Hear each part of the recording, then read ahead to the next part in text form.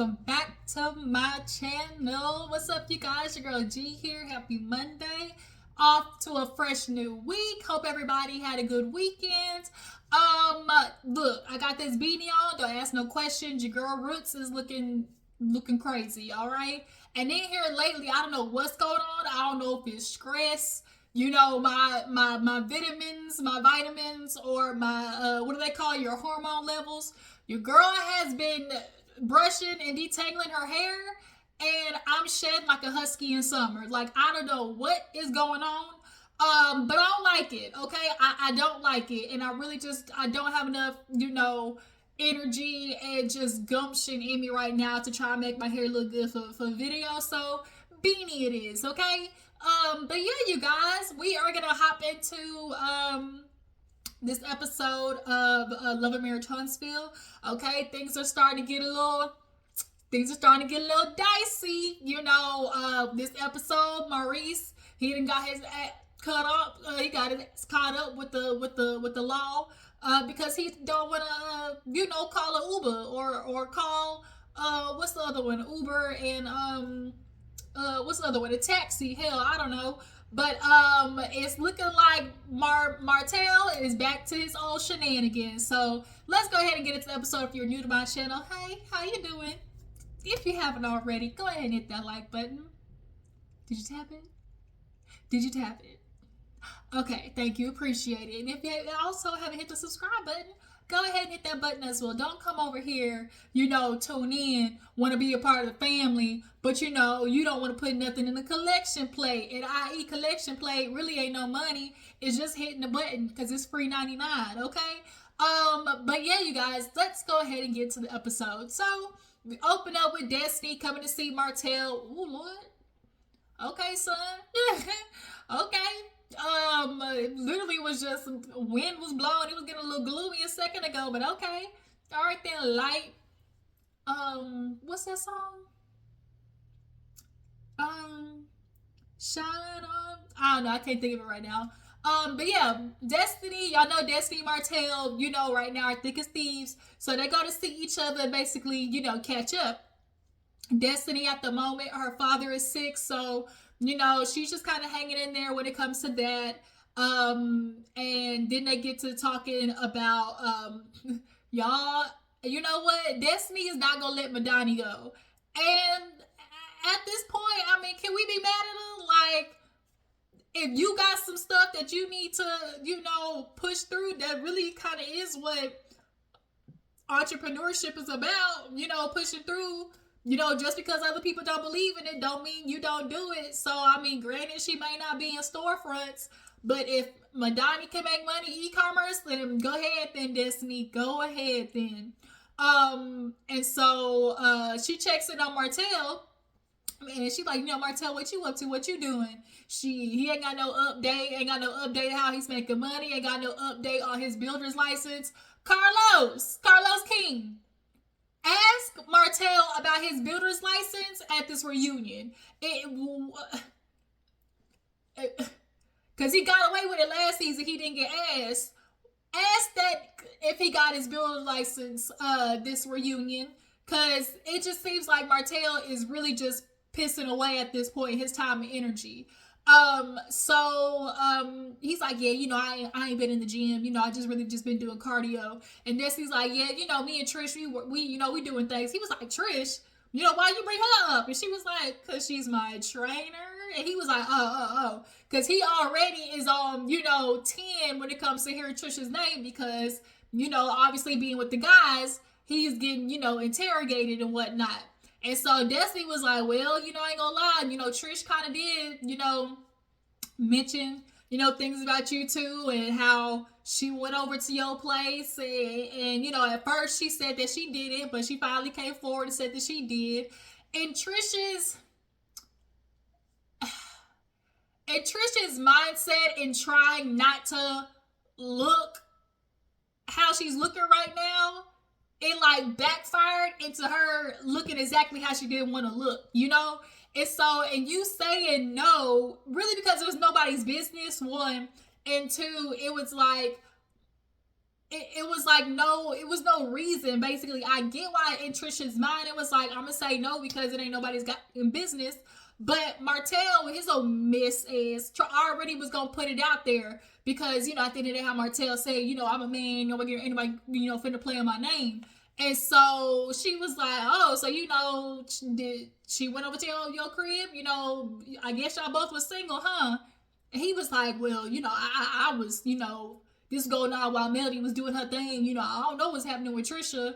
So when he said that, he was like, when Melody was doing her thing, that means this had to have been when Melody moved out to her apartment, right? Y'all drop down in the comments. Are we concluding the same thing? Because he said, oh, this is how Melody was out there doing her business. And we all know Melody said she moved out. She found her own place. So did Tricia knowingly / unknowingly go to the Holt's marital home?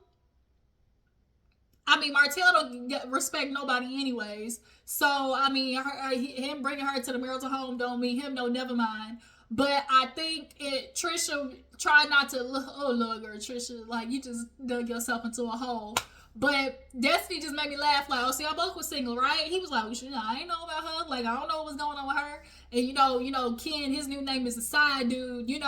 Martell is determined somebody else is going to be a side chick or a side dude. He ain't going to be the only one in this group that got heat, behind his name. He's tired of being, the scarlet letter, which is why he started throwing Marceau in the mess as well. And he was like, yeah, Marceau, he really, just kept bringing up Tricia and, and just kind of like, oh, like basically pitting him and Ken, not necessarily against each other, but he was poking at Martell, And so Martell is back to his old ways. It's so crazy. Marceau constantly want to say shit about me, but would sit there and act like, he 8,000 times worse than I am. He done a lot more worse shit than I did, I'm sitting here always, getting the title of cheater this, cheater that, shoot, we all been around each other and he done worse than me. And so Destiny's face said, because I don't think she was expecting Martell to go like, full force into the deep end, just be like, shoot, Marceau 1,000 times worse than me. Martell will never get over the fact that all three of these motherfuckers was doing the same exact thing. This is where the picture comes in that Arion took. All of y'all in y'all's Atlanta boys trip. All of y'all was doing dirt. But Martell is the only one who is reaping the consequences of his actions right now. And he is steadily pissed off about it all the time. And so the fact that Marceau, y'all know Marceau, he can be a bit of an a-hole, and then be sarcastic at that, although it's funny, Martell is always going to be annoyed that you steady cracking jokes on me as if I don't know your skeletons that hide in your closet, And many times before, Martell, you have hinted at these skeletons, but you won't drop no bones. Unless you're gonna drop the bones, I'm gonna need you to zip it. You're not gonna keep alluding to stuff and not saying you was in the hotel with them and you seen with your own eyes what he was doing. But now he's sitting here once again. Y'all know Martell, he on fire, so he gonna pour gasoline on everybody else's house. And we right back to the same thing, Martell, going after Marceau. And so Destiny's face just killed me. She was just kind of like, okay, here we go. This shit that got started, He's like, I'm just sick of, always want to talk about me, like what I'm doing. Like I'm the only one out here, like they out there doing stuff a whole 1,000 times worse. So I said, okay, here we go. It's getting started. So then we. Just a quick interlude, y'all. I totally forgot to speak about Destiny, her little slick ass remarks about the trip with Melody. So she feels Martell in on the fact that she told or checked rather Melody about teaching Ariane basically how to cheat.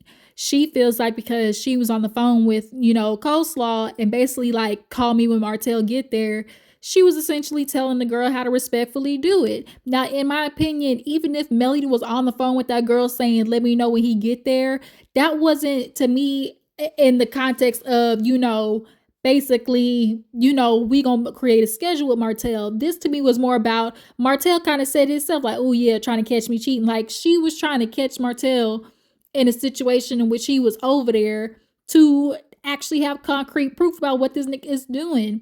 Now, because Ariana's gonna let you know when that man get over there, she know how to operate around the situation because she in the process was probably trying to plan for divorce and all that type of stuff when it came to that man. But Destiny also as well, you want to sit there and be like, yeah, after I said that, now she was acting all nice the rest of the trip. Like it made no sense to me. Girl, you were over there playing magical musical chairs when Stormy sat in the seat beside Melody. So for you to sit there and act like all of a sudden Melody was ass kissing you when it was in fact Uno reverse, you were definitely trying to, as you said, like you whispered to Melody, like, I love you and I'm sorry. Like, girl, Destiny, you want to be up Melody's ass, but the problem is, you can't be best friends or even cordial with Melody if you're going to be cool with Martell. So now you're stuck in a weird space of having to pick and choose who she wants to be cool with. Now, because Destiny's cool with Martell right now, she knows she necessarily can't go be over there buddy with Melody because Melody ain't playing that. If you rock with Martell, then you don't rock with me. But then Destiny, you want to be up Melody's ass, apologizing to her, but you can't do it because right now the person that you've been chilling with is Martell. But because you want to talk out of both sides of your neck, don't be sit here and be trying to like be passive aggressive toward Melody, like, oh yeah, I called her out on something and all of a sudden she want to be all so nice to me. Like, girl, ain't nobody stunting you. You know what? I'm tired of your presence. Dismissed. So then we get to Nell going over to Melody's house. And I love Melody's blonde bob in this scene. Nell came over basically to discuss the trip. Nell is feeling some type of way about that she didn't have no nameplate. And she felt like she should have got Sonny's room. She's like, I feel like I'm closer to you than Sonny. But I could be wrong. That's for you to say, Nell, I love you. I do, boo-boo. But Tisha and Kimmi been on this show since day dot, and they asses was still sleeping, college bunk bed style. So, Melody was like, when I was going through the names and the fact that she was like, I really didn't think you would care because, girl, you grown, you older than everybody. I thought you would handle it like a mature adult. And Nell keeps killing us with this. Allegedly, I'm allegedly older. Nell, it's okay that you're older than the girls. You still fly. You still, hang. We all fam. What's that thing on TikTok that I be seeing? In the club, we all fam. Like, girl, you still hang out with them. It's okay that you older. Like, it is what it is. Like, it is what it is, Nell. So, Melody started laughing. She was like, okay, Nell, allegedly. Like, all right. You gonna stop saying that. I'm allegedly. And so she was like, girl, I really did not think that you would have been upset about that. But, you mad at me, but I'm mad at you. And so Nell's like, what you mad at me about? And she was like, you had a lot of stuff to say about me, and that's just real crazy because I thought you was a friend of mine. She was a friend of mine. Okay? And then here it is. I find you talking mess about me. And so Nell was like, what did I say? So Melody pulls up the clip, and it basically is Chris and Nell talking about, I'm just assuming their experience on Love and Marriage Huntsville. And Mel was like, I've been in between, them, and sometimes it can be draining. Shoot, Martell has his ways, but Melody could be, stubborn and hard-headed too. And so Melody, I don't like the fact in this situation, Melody, somebody with common sense can see that Nell wasn't directing that towards you. It was giving Nell was speaking about the whole situation in general. And so Melody wanted to just point out, like, shoot, I don't drain you. That's if anything, it's Martell. I ain't never just calling you and this, that. And so Nell was like, okay, maybe not you, but Melody, you're still involved in the situation in which Chris and Nell was, as the conversation now rolls over to, counseling / mentoring you, Although y'all want to sit there and play these semantics of like, because Because Melody's like, you the mentor, right? And she was like, well, no, I counseled y'all. Like, it's semantics of the counsel mentor. It's just basically y'all seeing the same things, the same situation from different sides of the coin. Okay, mentoring in regards to just like teaching you on business, no.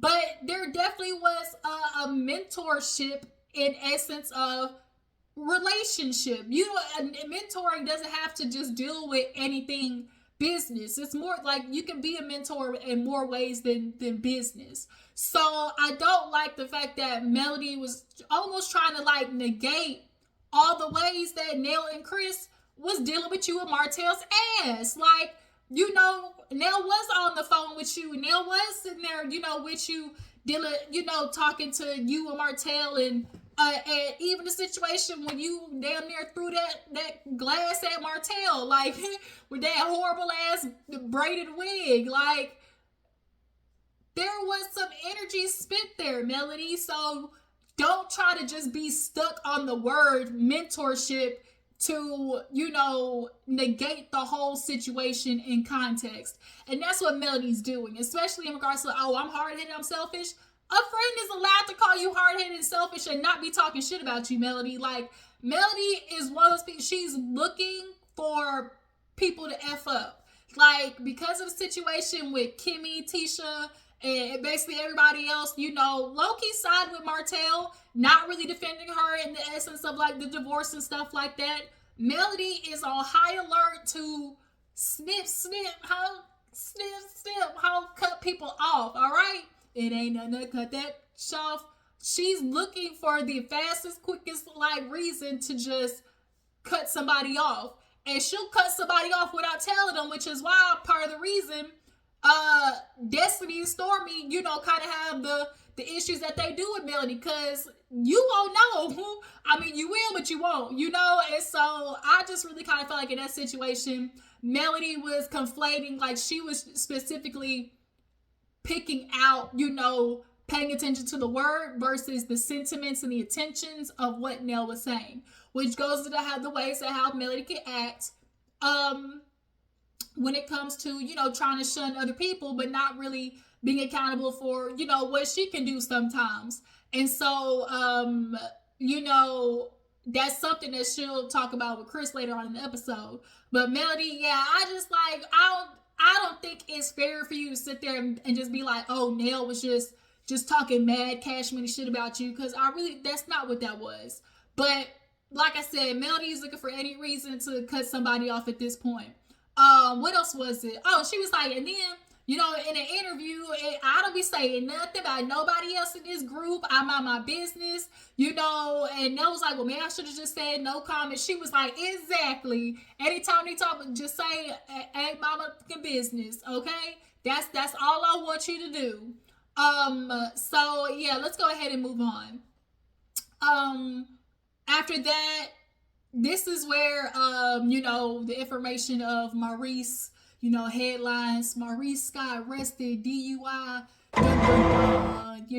everybody's sitting here getting this information. And now this is person number 3 that got a mugshot. But am I tripping, or do Marceau and Tricia got a mugshot too? Because I heard they had a little thievery in their background. Am I tripping? Y'all drop down in the comments. I feel like I've heard that before. And then Martell about Marceau was trying to steal ATMs or some shit like that.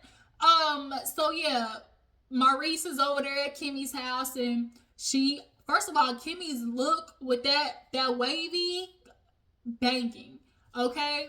And so she basically was, checking in on Maurice, and she's like, how are you? And he's like, no, how are you? She's like, this isn't, asking a question with a question. And Maurice is good for that. She was like, I don't know, like, what's going on, and he was just kind of like, the hardest thing out of all of this was having to make the call to you.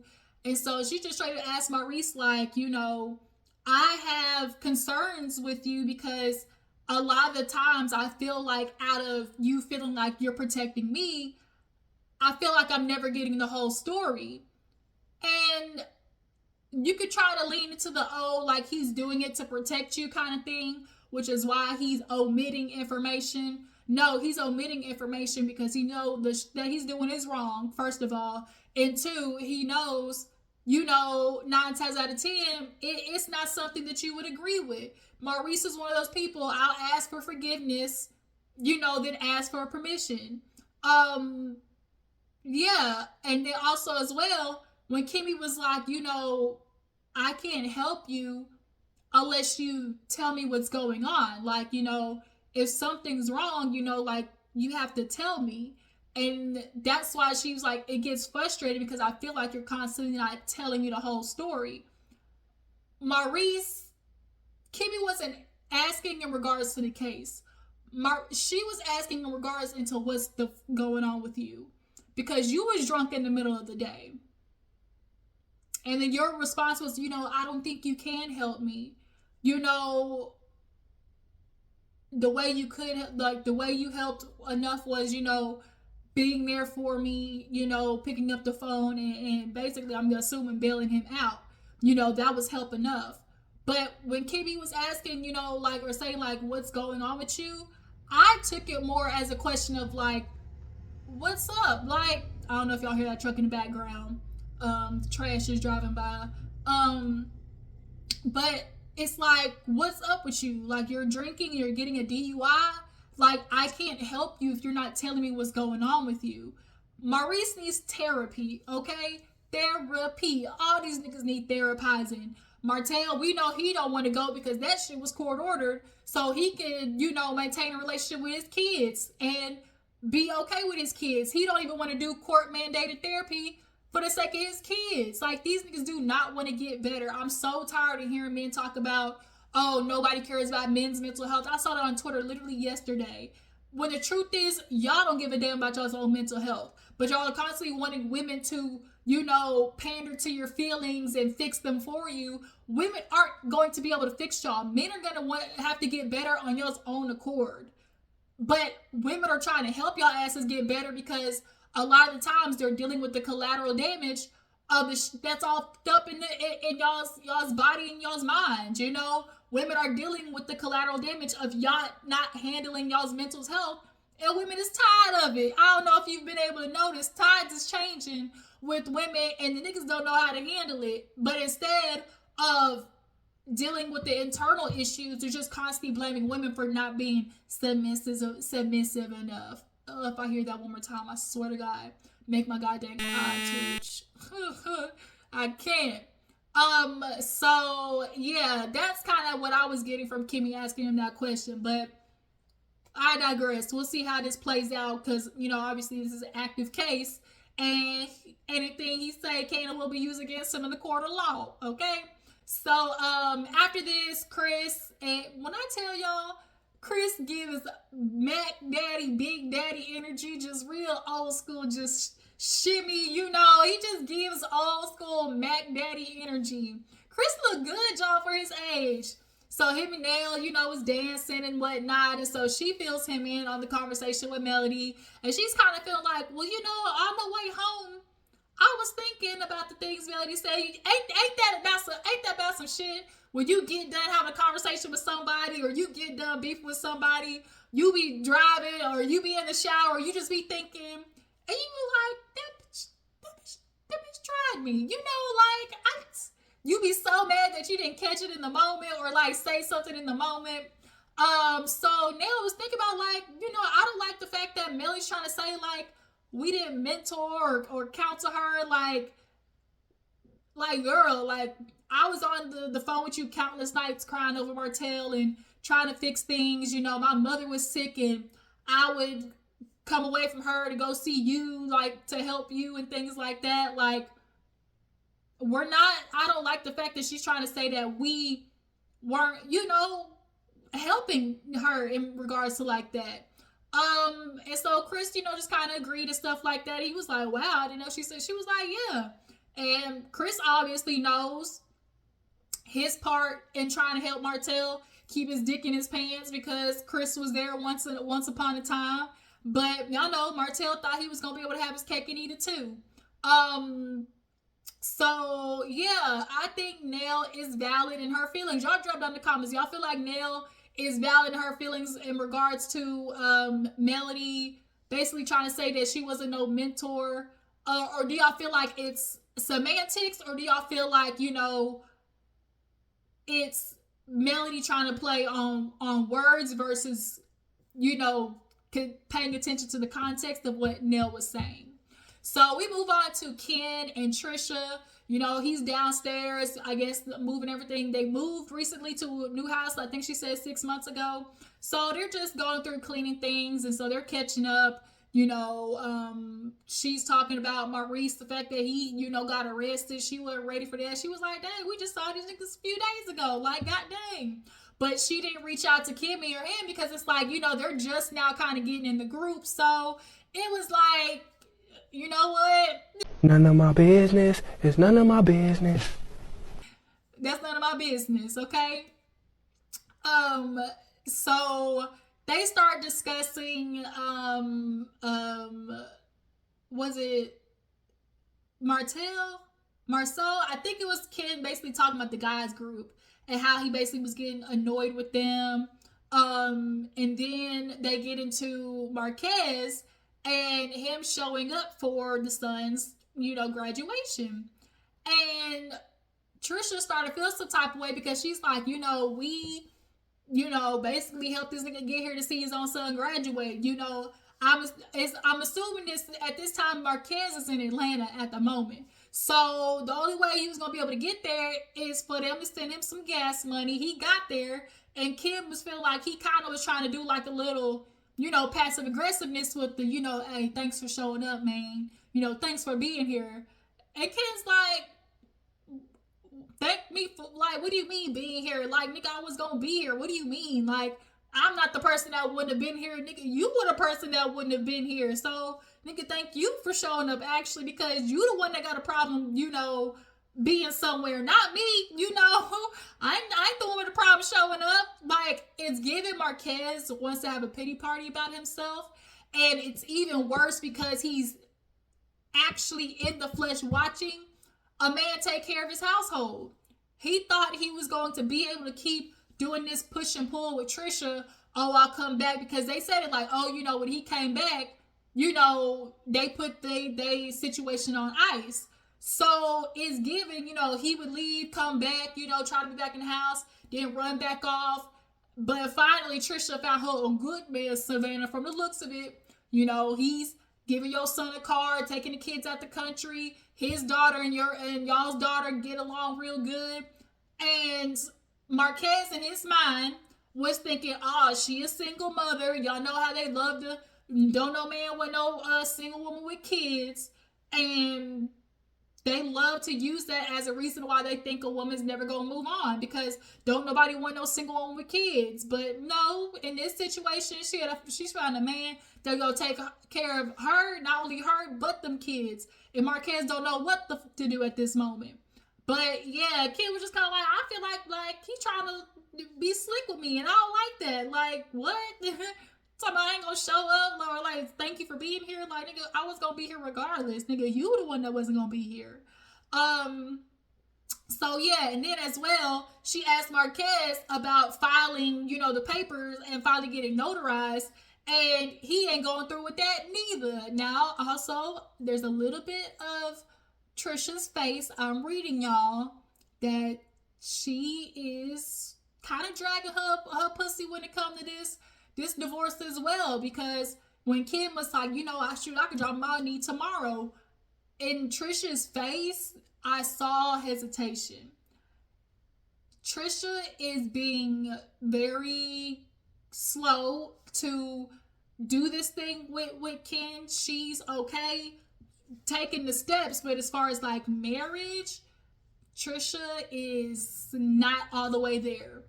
And even though Marques is dragging his foot when it comes to this, you know, marriage, the divorce situation, there's a part of Tricia that is okay with him doing it. So I feel like subconsciously, she is nervous about getting married to Ken just for the fact that like she's already been through a divorce and all that.